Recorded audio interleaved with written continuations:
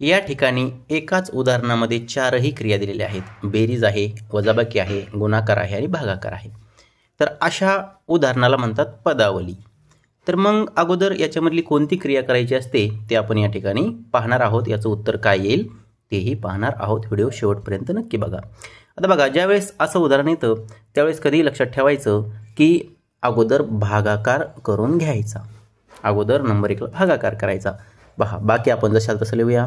7 अधिक 8 वजा, आता भागाकारामध्ये बघा 15/3 म्हणजे 3×5 = 15 इथपर्यंत आपलं झालेलं आहे। पुढे आहे गुणिले 6।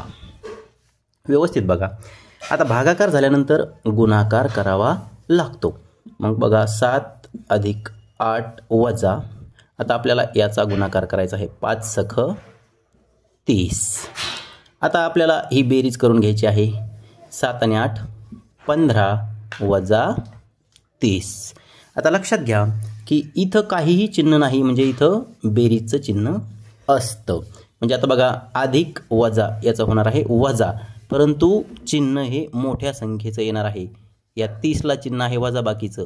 मग आता आपल्याला याची वजाबाकी करायची आहे, म्हणजे 30 मधून 15 वजा करायचे आहेत। उत्तर येईल 15, परंतु चिन्ह देताना मोठ्या संख्येचं म्हणजेच -15 हे याचं उत्तर आलेलं आहे।